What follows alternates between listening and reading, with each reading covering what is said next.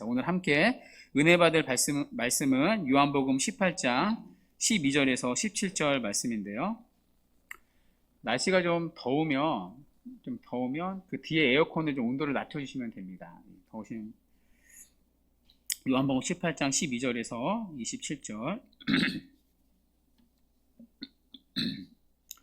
네, 절이 많은데요. 한 절씩 교독하시고 우리 마지막 27절은 함께 읽도록 하겠습니다. 저부터 다 찾으신 줄 알고 12절 읽겠습니다.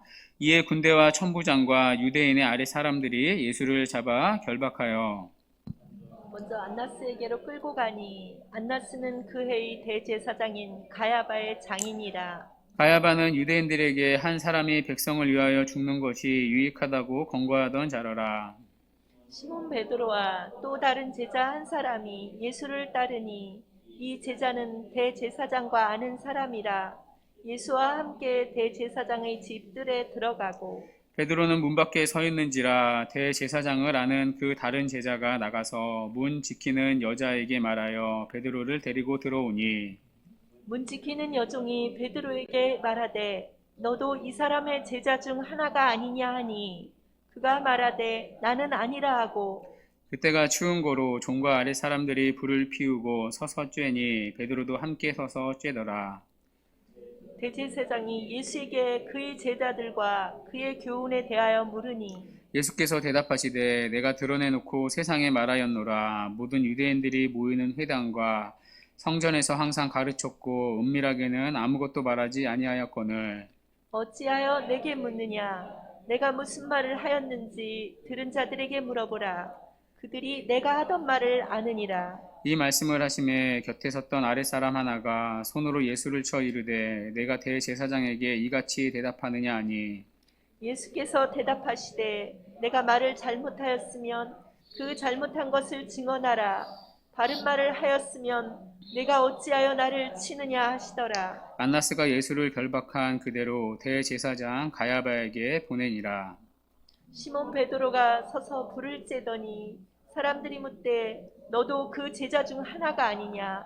베드로가 부인하여 이르되 나는 아니라 하니 대제사장의 종 하나는 베드로에게 길을 잘린 사람의 친척이라 이르되 내가 그 사람과 함께 동산에 있는 것을 내가 보지 아니하였느냐. 이에 베드로가 또 부인하니 곧 닭이 울더라. 아멘.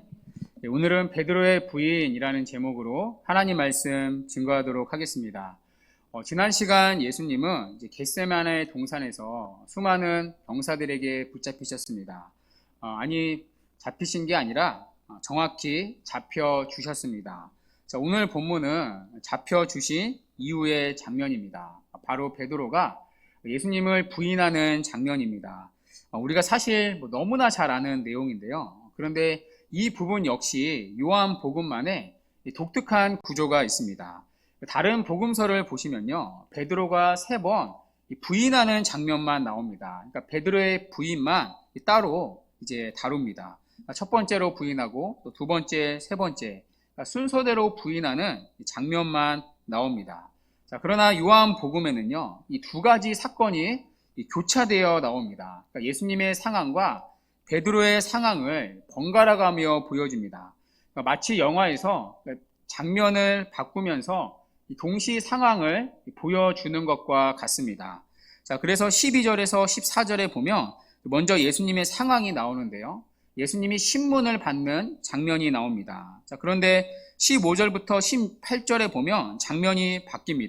그러니까 베드로의 상황, 그러니까 베드로가 예수님을 부인하는 장면이 나옵니다. 자, 그런데 또 19절부터는 다시 장면이 바뀌어서 예수님의 상황, 그러니까 예수님이 신문을 받는 장면이 나옵니다. 그리고 다시 25절부터는 베드로가 예수님을 부인하는 장면이 나옵니다. 그러니까 예수님의 상황과 베드로의 상황을 번갈아가며 저자 요한은 지금 보여주고 있습니다. 자, 여기에는 요한의 의도가 있겠죠. 그러니까 예수님의 사랑을 부각시키는 의도적인 저자의 배치입니다. 자, 예수님은 끝까지 제자들을 사랑하셨습니다. 끝까지 제자들을 지키십니다. 그러나 베드로는 끝까지 예수님을 부인합니다. 그러니까 끝까지 신문을 받는 가정 가운데도 끝까지 제자들을 지키시는 예수님과 그럼에도 불구하고 끝까지 부인하는 베드로. 이 두 그림을 동시에 우리에게 대조해서 보여주고 있습니다.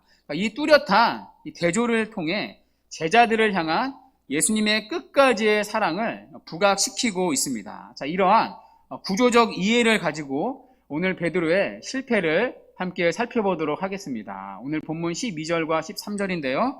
우리 다시 한번 붙여서 읽도록 하겠습니다. 시작.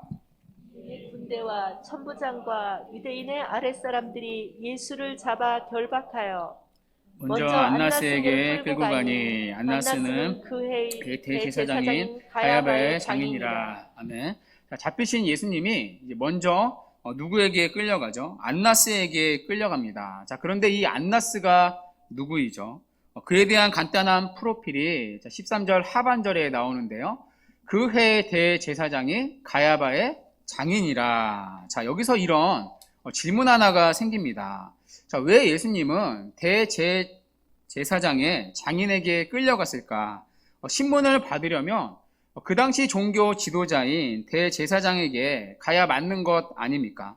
자, 그런데 왜 굳이 대제사장이 아니라 그 사람의 장인에게 먼저 끌려갔을까요?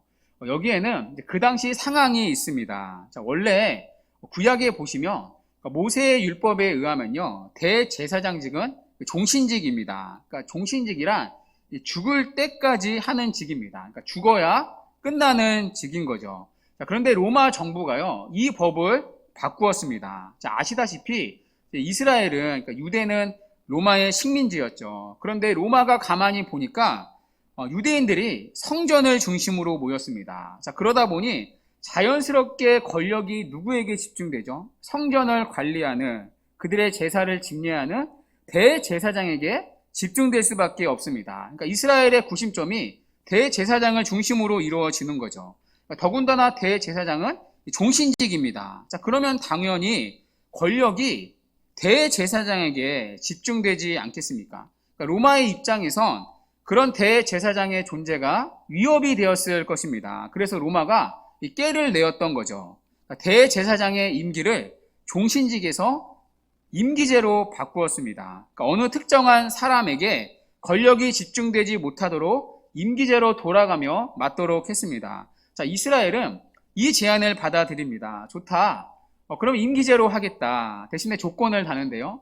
후임자는 전임 대제사장이 지명하게 해달라. 이렇게 서로 딜을 했습니다. 자, 그래서 임기제로 바꾸는 대신에 후임 대제사장은 로마의 허락 안에 그러니까 전임자가 세우도록 했습니다. 자, 그러다 보니 어떤 폐단이 생기겠죠. 가족들이 다 해먹는 국정농단이 일어납니다. 자, 대제사장을 한번 잡으면 놓지를 않는 거예요. 가족들이 돌아가며 합니다. 예를 들어 대제사장이 세워집니다. 그러면 물러날 때 아들을 후임자로 지명합니다. 또 아들이 물러날 때 그 동생을 세웁니다. 나중에는 아들이 없으면 사위를 지명합니다. 그러니까 이런 식으로 자기들끼리 돌아가면서 대제사장을 했습니다. 자, 오늘 본문의 안나스도 마찬가지인데요. 안나스 역시 자기들끼리 돌아가며 했습니다. 자, 그러다가 사위였던 가야바가 그 해에 대제사장이 되었습니다. 자, 그러나 실세는 여전히 안나스였습니다. 안나스는 여전히 자기 사위인 가야바에게 영향력을 행사했기 때문입니다. 그러니까 사위를 대제사장으로 앉혀놓고 뒤에서 자신이 이제 모든 것을 조정했던 거죠. 그러니까 법적인 대제사장은 가야바였지만 실세는 안나스였습니다. 자, 그래서 로마의 군사들이 예수님을 가야바가 아닌 실세였던 안나스의 법정에 먼저 끌고 간 것입니다. 자, 그런데 예수님이 받으시는 이 재판은요, 이미 결론이 정해진 재판입니다. 여러분 본문 14절을 한번 보십시오. 우리 14절 한번 읽어보도록 할까요? 14절 시작. 가야바는 유대인들에게 한 사람이 백성을 위하여 죽는 것이 유익하다고 공고하던 자러라. 아멘. 여러분 어디서 가야바와 안나스가 이 말을 했었죠? 앞에 11장에서 했던 말입니다. 자, 10장에서 예수님은 죽은 나사로를 살려주셨습니다. 자, 그때부터 본격적으로 유대인들이 예수님을 죽이려 했습니다. 야, 예수님을 놔두면 안 되겠다. 사람들이 예수님을 진짜 쫓아다니겠구나. 왕으로 세우겠구나. 자, 그때 가야바가 한 말입니다. 모든 백성을 위해서 한 사람이 죽는 게 옳으니라. 그러니까 이미 가야바의 마음에는요, 예수님을 죽이려는 마음이 있었습니다. 그러니까 사실상 이미 결론이 정해진 재판입니다. 그러니까 형식상 재판의 절차를 밟고 있는 것이지 이미 결론은 이제 정해진 재판입니다. 자, 그런데 사실 이 재판의 절차도 불법입니다. 원래 유대법에 따르면요, 새벽이나 밤에는 재판을 하면 안 됩니다.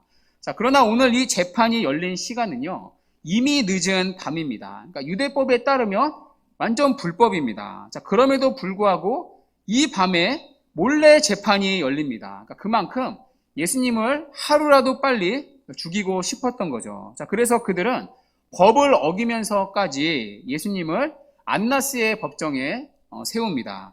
자, 또 한 가지 불법 법정이라는 증거가 있습니다. 자, 원래 유대인의 재판은요, 2명 이상의 증인으로 진행됩니다. 그러니까 증인을 통해서 이 사람의 죄를 확증하는 게 먼저입니다. 그러니까 증인이 없으면 법정이 열릴 수가 없습니다. 자, 그러나 예수님의 재판받는 과정을 보십시오. 안나스는 증인 없이 지금 재판을 진행하고 있습니다. 그러니까 증인 없이 무작정 예수님을 잡아와서 증인이 아니라 예수님께 먼저 자백을 받아내고 있습니다. 그러니까 이런 증인이 없는 법정은요, 그 당시 유대 법으로 완전히 절차상 불법입니다. 자, 그래서 그 뒤에 예수님이 21절에서 이렇게 말씀을 하셨던 것입니다. 우리 그 뒤에 21절 우리 한번 읽어볼까요?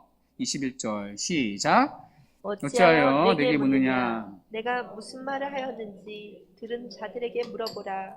그들이 내게 하던 말을 아느니라. 아멘. 자, 한마디로 무엇이죠? 내 말을 들은 자들, 그러니까 증인을 불러 세우라는 것입니다. 한마디로 법대로 재판을 진행하라는 말씀인 거죠. 자, 그럼에도 이들은 불법으로 지금 재판을 진행하고 있습니다. 그러니까 이미 결론이 다 정해진 재판일 뿐만이 아니라 법적인 절차가 다 무시되는 재판을 지금 주님이 당하고 계십니다. 자, 그만큼 이들은 예수님을 증오했던 거죠. 하루라도 빨리 죽이고 싶었던 것입니다. 자, 그래서 이 밤에 지금 예수님이 안나스의 법정에 끌려오신 것입니다. 자, 이어서 장면이 바뀌는데요. 그것이 15절부터 18절의 화면입니다. 그러니까 베드로가 예수님을 첫 번째로 부인하는 장면입니다. 자, 예수님이 안나스에게로 끌려갈 때 2명의 제자들이 예수님을 쫓아옵니다. 자, 15절에 보면 한 사람은 베드로이고요. 자, 다른 한 사람의 이름은 나오지 않습니다. 자, 뭐라고 부르죠? 또 다른 제자 한 사람이라고 부릅니다. 여기 또 다른 제자는요, 아마 사도 요한일 가능성이 큽니다. 자, 그런데 또 다른 제자에 대해서 뭐라고 말하죠? 대제사장과 아는 사이라고 말합니다. 자, 그래서 그는 자신의 인맥으로 예수님이 끌려가신 대제사장의 집 뜰까지 따라 들어갑니다. 그리고 잠시 후에 그는 문 밖에 서 있는 베드로를 함께 데리고 들어갑니다. 자, 그때 문 지키는 여종이 베드로에게 묻습니다.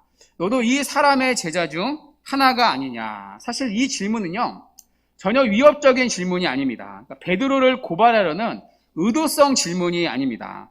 지금 이 여종은 베드로와 함께 온 다른 제자가 대제사장과 친분이 있다는 사실을 알았습니다. 자, 그러니 당연히 그 제자가 데리고 온 베드로를 함부로 대할 수 없었습니다. 그러니까 이 여종은 그냥 베드로에게 궁금해서 물어본 것입니다. 그러니까 다른 제자와 마찬가지로 베드로도 예수님의 제자일 거다, 그렇게 생각하고 그냥 궁금해서 물어봤던 질문입니다. 자, 이 여종의 질문에는 어떠한 위협적인 요소가 없었습니다. 자, 그런데요, 그때 베드로의 대답이 무엇이죠? 나는 아니라 예수님을 부인합니다. 예수님을 첫 번째로 베드로가 부인합니다. 자, 그리고 예수님을 부인한 베드로는 너무나 뻔뻔하게 아무 일도 없었다는 듯이 다른 사람들과 함께 불을 쬐고 있습니다. 그리고 다시 장면이 바뀝니다. 예수님이 신문을 당하는 장면으로 바뀌는데요. 그것이 본문 19절에서 24절까지의 내용입니다. 자, 그런데 예수님이 신문을 당하시는 장면에서 제자들을 향한 예수님의 사랑을 또다시 엿볼 수 있습니다. 자, 안나스가 예수님께 이렇게 묻습니다. 19절인데요. 우리 19절 우리 함께 읽도록 하겠습니다. 시작. 대제사장이 예수에게 그의 제자들과 그의 교훈에 대하여 물으니. 아멘. 자, 예수님께 두 가지를 신문하죠. 예수님의 제자들과 그가 가르친 교훈에 대해 두 가지를 묻습니다. 자, 그런데 이 주님의 대답을 들어보십시오. 그 밑에 20절인데요. 우리 20절 함께 읽도록 하겠습니다. 시작. 예수께서 대답하시되 내가 드러내놓고 세상에 말하였노라. 모든 유대인들이 모이는 회당과 성전에서 항상 가르쳤고 은밀하게는 아무것도 말하지 아니하였거늘. 아멘. 자, 안나스는 예수님께 두 가지를 물었었죠. 예수님의 제자들과 예수님이 가르치신 교훈의 내용들. 자, 그런데 예수님의 대답에는 지금 뭐만 있죠?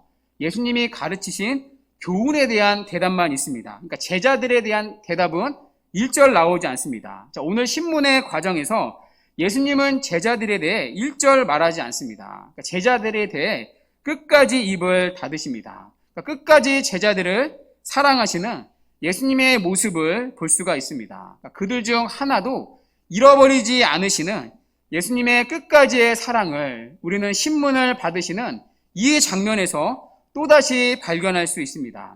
자, 그러나 이와는 반대되는 장면으로 화면은 급속하게 전환됩니다. 바로 베드로의 부인입니다. 자, 본문 25절을 보십시오. 자, 베드로가 서서 불을 쬐고 있는 장면이 다시 보입니다. 자, 그때 함께 불을 쬐던 사람들이 베드로에게 묻습니다. 너도 그 제자 중 하나가 아니냐? 그러자 베드로가 또다시 부인합니다. 나는 아니라.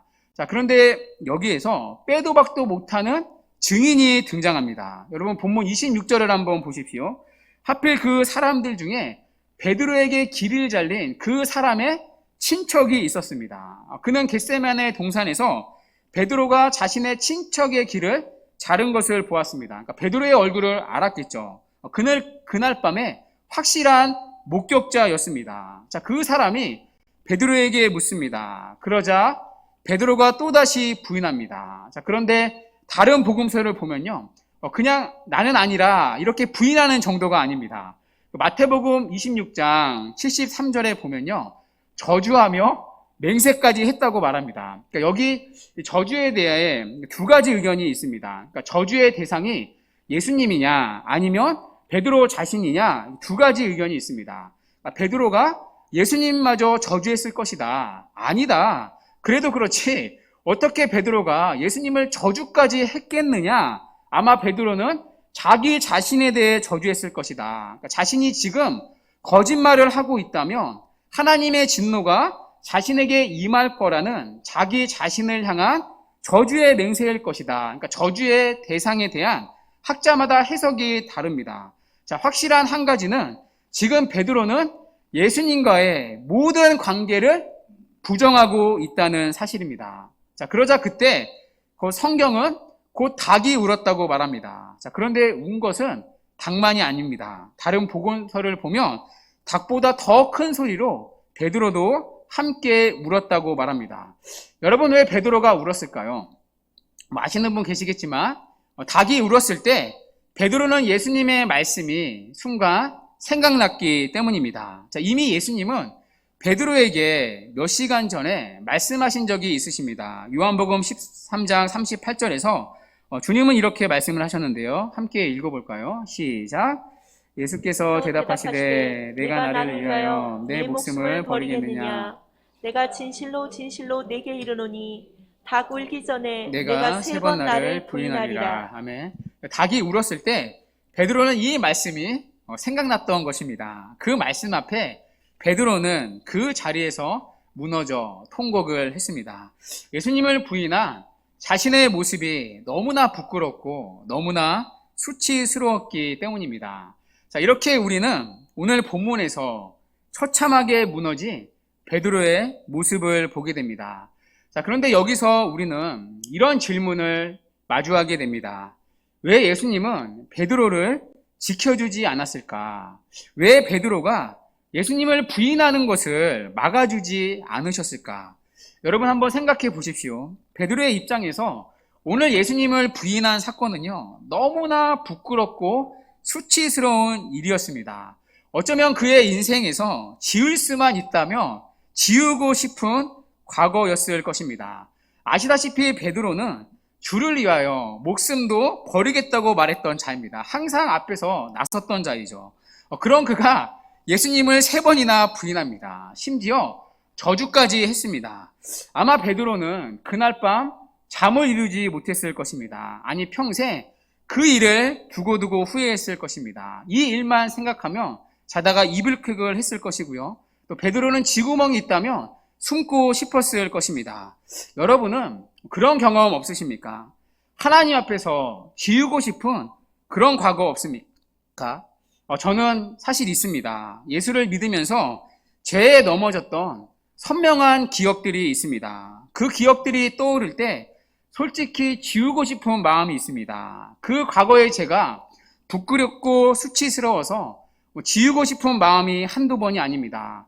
그럴 때마다 드는 질문이 하나 있는데요.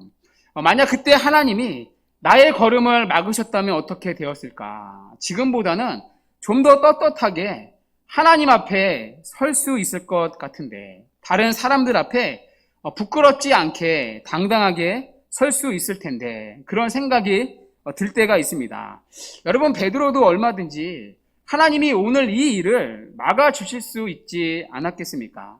이미 예수님은 베드로가 부인할 것을 아셨습니다. 닭이 울기 전에 베드로가 3번이나 부인할 것을 아셨습니다. 자, 그러면 예수님은 베드로가 부인할 것을 막으실 수 있지 않습니까? 더군다나 여러분, 조금 전에 대제사장이 예수님께 제자들에 대해 물었습니다. 그때 예수님은 제자들에 대해 1절 말씀을 하지 않으셨습니다. 그들의 신변이 노출되지 않도록 제자들을 보호해 주셨습니다. 이뿐만이 아니었죠. 앞에서 주님은 자신을 잡으러 온 병사들 앞에서 제자들을 지켜주셨습니다. 나를 찾거든 제자들이 가는 것은 용납하라 말씀하신 적이 있으십니다. 그러니까 주님은 지금까지 제자들을 지키고 계셨습니다. 또 주님은 앞에서 제자들을 위해 간절히 기도하신 적이 있으십니다. 여러분, 그 고별 기도의 제목을 기억하십니까?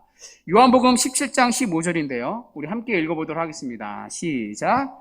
내가 비옵는 것은 그들을 세상에서 데려가시기를 위함이 아니요 다만 악에 빠지지 않게 보전하시기를 위함이니이다. 아멘. 그러니까 제자들을 악으로부터 지켜주기를 기도하고 계십니다. 그러니까 제자들이 시험에 빠지지 않도록, 넘어지지 않도록 지금 주님이 지켜주고 계셨습니다. 자, 그러나 예수님은 베드로가 3번 부인하는 것을 그대로 내버려 두십니다. 그러니까 시험에 빠지도록 그냥 내버려 두십니다. 자, 그래서 우리는 이 부분에서 이런 질문이 당연히 생길 수밖에 없습니다. 왜 예수님은 베드로의 이런 처참한 실패를 내버려 두셨을까? 내버려 두실 뿐만 아니라 주님은 이 베드로의 실패를 마치 자랑하듯이 사복음서 전부 다 기록하고 계십니다. 자, 그렇다면 여기에는 베드로의 실패에 대한 주님의 의도가 있다는 것입니다. 그러니까 베드로의 실패를 통해 알려주고자 하는 신앙의 중요한 의미가 있다는 것입니다.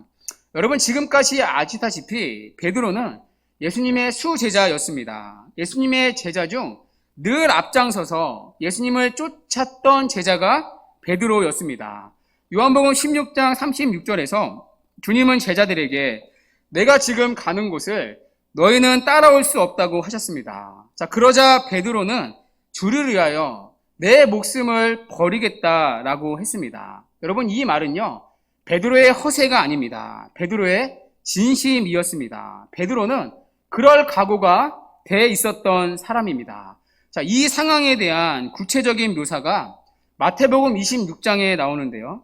26장 31절에서 예수님은 제자들에게 오늘 밤에 너희가 다 나를 버릴 거라는 말씀을 하십니다. 자, 그때도 역시 베드로 혼자 이렇게 담대히 말했습니다. 베드로가 대답하여 이르되 모두 주를 버릴지라도 나는 결코 버리지 않겠노라. 그러니까 베드로가 호언장담하고 있는 거죠. 자, 그러나 주님은 그런 베드로를 칭찬하지 않으십니다. 34절에서 오히려 이렇게 말씀을 하시는데요. 내가 진실로 내게 이르노니 오늘 밤 닭 울기 전에 내가 3번 나를 부인하리라. 자, 그러나 베드로는 오히려 더 자신 있게 외칩니다. 자, 35절인데요. 우리 35절 다시 한번 읽어볼까요? 시작. 베드로가 이르되 내가 주와 함께 죽을지언정 주를 부인하지 않겠나이다 하고 모든 제자도 그와 같이 말하니라. 아멘. 베드로는 예수님의 거듭된 예고에도 불구하고 절대 주눅들지 않습니다. 오히려 더 크게 자신만만하게 호언장담하고 있습니다. 다 주를 버리더라도 저 베드로만큼은 주를 버리지 않겠습니다. 주님을 위해 제 목숨을 걸겠습니다. 모든 제자들의 앞장서서 베드로가 말하고 있습니다. 여러분, 이런 베드로의 고백과 다짐과 결심은 결코 호세가 아니었습니다. 베드로의 진심이었고요. 베드로는 누구보다 예수님을 사랑했던 자입니다. 자, 그래서 오늘 본문을 다시 돌아와 보십시오. 예수님이 동산에서 붙잡히실 때 다른 모든 제자들은요, 흩어져 버렸습니다. 자, 그러나 베드로는 붙잡히신 예수님을 여기까지 쫓아왔습니다. 그러니까 예수님을 향한 베드로의 모든 고백은 하나같이 진심이었다는 것입니다. 그는 예수님을 사랑했던 자입니다. 그리고 예수님을 위해 지금까지도 용기를 내고 있었다는 것입니다. 자, 그러나 여기서 베드로가 놓치고 있었던 중요한 것이 있습니다. 자신의 진심이 실력이 아니라는 사실입니다. 자, 그에게는 예수님을 따를 만한 실력이 없었습니다. 그러니까 자신의 결심과 다짐으로는 예수님을 쫓아갈 실력이 그에게는 없었습니다. 그러나 그는 이 사실을 깨닫지 못했습니다. 자, 분명히 주님은 네가 나를 3번이나 부인할 거라 말씀을 하셨습니다. 자, 그때 베드로는 이렇게 주님께 말했어야 했습니다. 주님, 그 시험이 올 때 제가 그 시험에 들지 않도록 저를 지켜 주옵소서. 그렇게 그는 주님의 은혜를 구해야 했습니다. 자, 그러나 베드로는 예수님의 거듭된 예고에도 불구하고 오히려 자기 자신을 강하게 믿었습니다. 다 주님을 버릴지라도 저만큼은 주님을 버리지 않겠습니다. 오히려 그럴수록 베드로는 자신만만해져 있었습니다. 그러니까 베드로는 철저히 예수님을 의지하기보다 자신을 의지하고 있었던 것입니다. 그것을 우리는 겟세마나의 동산에서도 확인할 수 있습니다. 예수님은 제자들을 데리고 겟세마네 동산에 가십니다. 그때 예수님은 이제 베드로, 또 야고보, 요한 이렇게 따로 데리고 동산 안으로 들어가시죠. 자, 그곳에서 예수님은 땅에 엎드려 간절히 기도하셨습니다. 그리고 1시간쯤 지나서 예수님은 새 제자들에게 찾아오십니다. 자, 그때 그들이 뭐 했죠? 하나같이 기도하는 대신 자고 있었습니다. 자, 그때 주님은 조금 전까지만 해도 호언장담하던 베드로를 보시며 말씀을 하셨습니다. 너희가 나와 함께 1시 동안도 이렇게 깨어있을 수 없더냐. 자, 그러면서 주님은 이렇게 베드로에게 말씀하시죠. 시험에 들지 않게 깨어있어 기도하라. 마음에는 원이로되 육신이 약하도다. 그러니까 주님은 아셨습니다. 마음은 원이로되 그 마음을 지킬 실력이, 능력이 그들에게 없다는 사실을 아셨습니다. 그러니까 주님을 의지하지 않고서는 주님을 따를 수 없다는 사실을 아셨습니다. 그러나 베드로는 이 사실을 몰랐습니다. 자신의 결심과 노력과 열심으로 주님을 기쁘게 할 수 있다고 생각했던 것입니다. 주님의 은혜가 없이도 자신이 주님을 온전히 따를 수 있다고 생각한 것입니다. 자, 그러나 여러분, 신앙은 자신을 의지하는 게 아닙니다. 신앙은 믿음이죠. 믿음은 전적으로 신뢰하는 것입니다. 전적으로 하나님만을 의지하는 것입니다. 자, 그런데요, 우리가 언제 하나님만을 전적으로 의지하죠? 나를 신뢰하지 못할 때 하나님을 전적으로 신뢰할 수 있습니다. 나의 의가 처참하게 깨질 때 우리는 하나님의 은혜만을 그때야 비로소 전적으로 고백할 수 있습니다. 자, 그래서 하나님이 우리를 하나님의 사람으로 만드는 훈련에는 반드시 이 과정이 있습니다. 반드시 우리를 깨뜨리시는 작업이 있습니다. 우리 자신이 하나님의 은혜가 없이는 얼마나 하찮은 존재인지를 반드시 거치게 하십니다. 그래서 하나님의 은혜만을 전적으로 의지하고 고백하는 자리로 우리를 반드시 인도하십니다. 이런 의미에서 오늘 예수님은 베드로의 실패를 허락하신 것입니다. 베드로의 부인을 내버려 두셨던 것입니다. 자, 그리고 이 내버려 두심에는 적극적인 예수님의 간섭하심이 있었습니다. 이 일을 통해 베드로는 배웠던 것입니다. 그가 가진 자신감과 결심과 노력이 아무것도 아니라는 사실입니다. 그래서 베드로는 닭이 울자 통곡했던 것입니다. 여러분, 왜 통곡이 나왔겠습니까? 그렇게 예수님 앞에 자신했던 자신의 진심을 지킬 실력이 자신에게는 하나도 없다는 것이 확인되었기 때문입니다. 오히려 그는 자신이 아무것도 아니라는 사실을 그날 밤 비로소 깨달았기 때문입니다. 주님의 은혜가 없이는 자기는 한순간도 주님을 따를 수 없는 존재라는 사실을 그날 밤 베드로는 깨달았던 것입니다. 베드로는 그렇게 그날 밤 자기의 의가 처참하게 깨졌던 것입니다. 자, 그래서 훗날 베드로가 쓴 편지를 보십시오. 베드로전서 4장 7절인데요. 이렇게 권면합니다. 만물의 마지막이 가까이 왔으니 그러므로 너희는 정신을 차리고 근신하여 기도하라. 여러분, 겟세마네 동산에서 보였던 베드로의 자신감은 보이지 않습니다. 자신을 의지하는 모습이 더 이상 베드로에게 나타나지 않습니다. 오히려 정신을 차리고 근신하여 기도하라 말합니다. 하나님의 은혜만을 굳게 붙들고 의지하는 베드로로 변화된 것입니다. 자, 그런 면에서 여러분, 오늘 베드로의 실패 사건은요, 결코 저주스러운 사건이 아닙니다. 오히려 베드로를 베드로 되게 만든 신앙의 중요한 분기점이 되었습니다. 자신의 무력함을 발견하고 정말 하나님의 은혜만을 의지하게 되는 그의 신앙의 중요한 변곡점이 되었던 것입니다. 이 일로 베드로는 깨닫게 되었습니다. 하나님의 도우심과 은혜 없이는 나는 한순간도 안 되는 존재구나. 이걸 베드로가 처절하게 깨달았던 것입니다. 이것을 깨닫는 자리에서 성도의 변화된 삶이 여러분 그때 시작되는 것입니다. 그래서 이 베드로의 실패와 훈련은요, 모든 성도가 거치는 필수 코스입니다. 하나님은 이 베드로의 실패와 훈련을 모든 성도에게 허락을 하십니다. 자, 그래서 우리에게 필요한 것은 진심과 열심과 실력이 아니라 하나님의 은혜를 붙드는 것이라는 이 사실을 반드시 깨닫게 하십니다. 이것을 다른 말로 자기의라고 부릅니다. 자기의라는 말은요, 자기 안에 신앙적인 근거와 능력을 가지는 것입니다. 자기 안에 신앙의 이유와 결과를 가지는 것입니다. 그러나 하나님은 우리 모두에게 있는 이 자기의를 반드시 깨십니다. 그래서 철저히 예수님만 의지하는 자리로 우리를 데리고 가십니다. 자기의가 아닌 예수님의 은혜만을 붙드는 자리로 우리 모두를 반드시 인도하십니다. 저 역시 마찬가지인데요.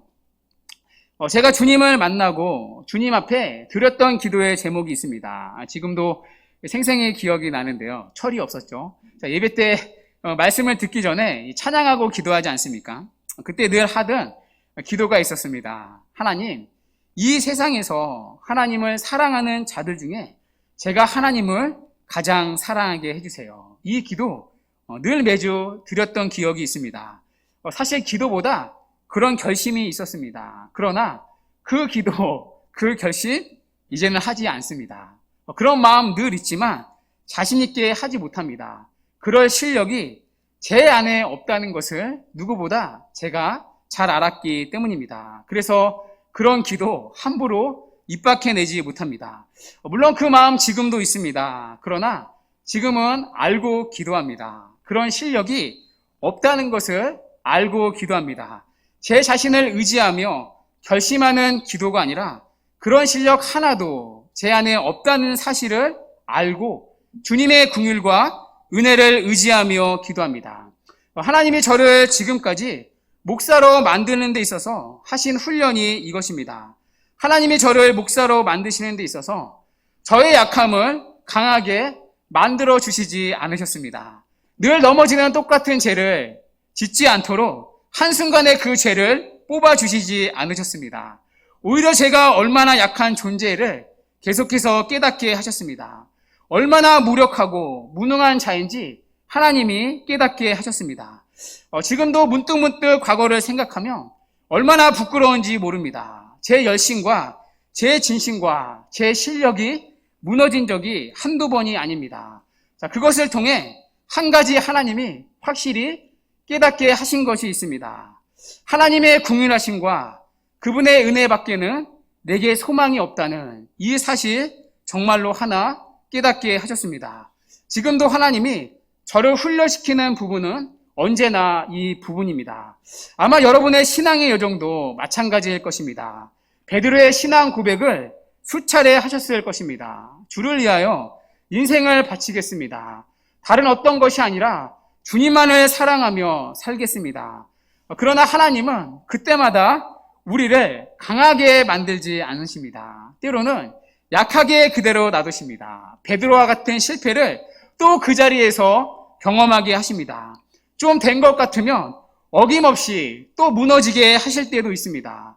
그래서 우리의 모습을 아프지만 낱낱이 폭로되게 하십니다. 대신에 하나님의 은혜만을 더욱 붙들고 고백하는 자리로 우리를 인도하고 계십니다.